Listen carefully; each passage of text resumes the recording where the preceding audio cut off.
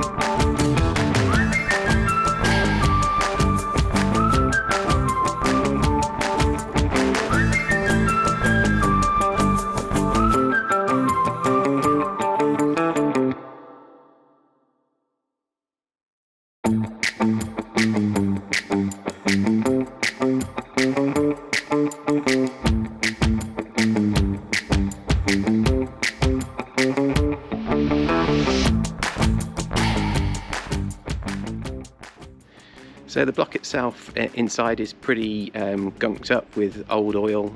Someone did line the bores with grease, but that's gone very hard over. So we decided we'd give it a go with some oven cleaner, which in theory gets off baked off grease.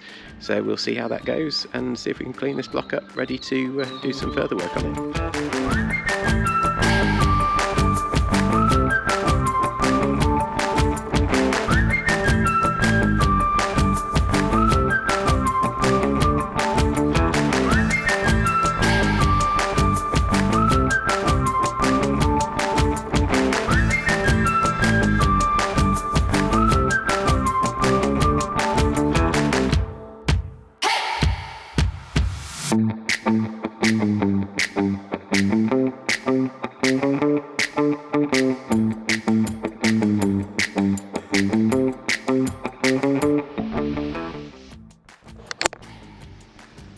So it's looking pretty grim in here, so we're going to give it a spray and see how we get on with the oven cleaner, see how it brings it up.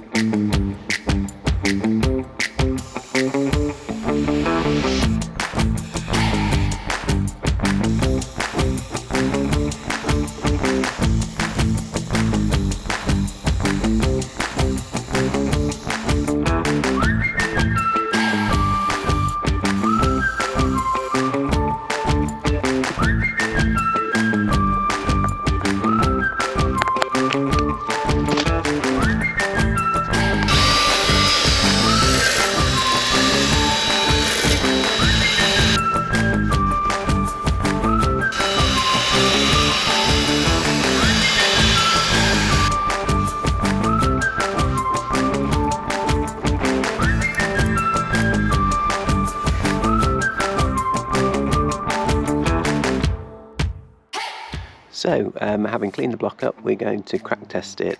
The crack testing spray comes in 3 parts. There's a cleaner, there's a penetrant, and then there's a developer spray. So we're going to see how we get on. We know there's 1 crack on the block here. I had actually thought there were some block cracks along here as well, but actually I think it's just quite a poor casting, to be honest. But we'll crack on and see how we get on.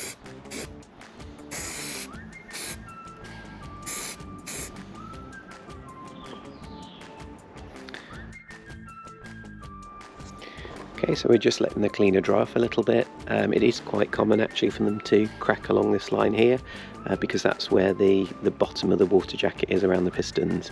As I think we're okay on this one, but we'll give it a spray and see how we get on.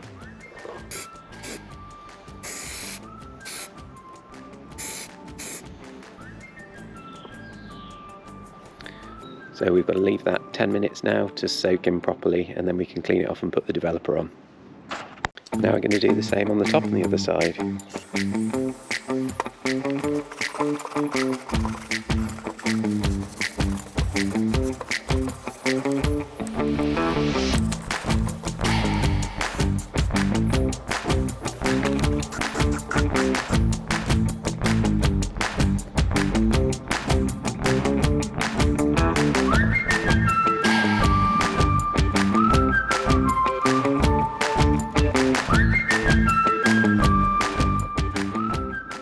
So first thing I'm going to do with the crack is to drill a hole at the end of it and put a bolt in there to try and stop that spreading anymore.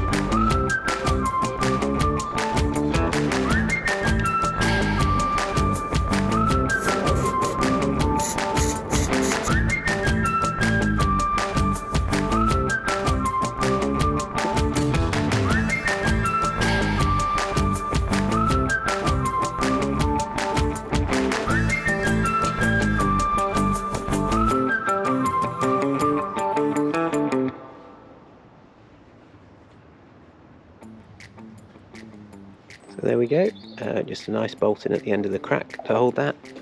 You see, just pushing through the inside, which I'll then grind off to put the plate on the rear of it.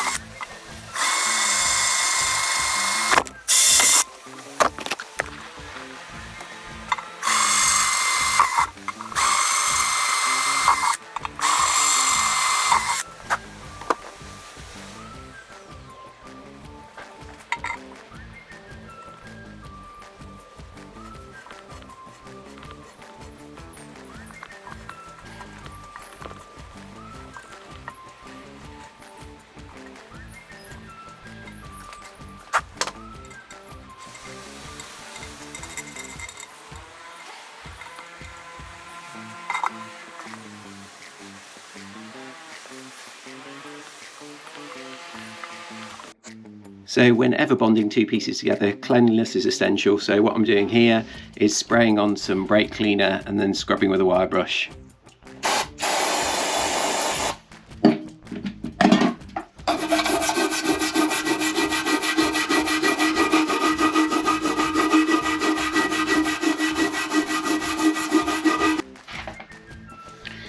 Actually, having cleaned it up, you can see there's a few lips in the casting at the edge here that I'm just going to clean off before securing the plate. Then just one final clean off.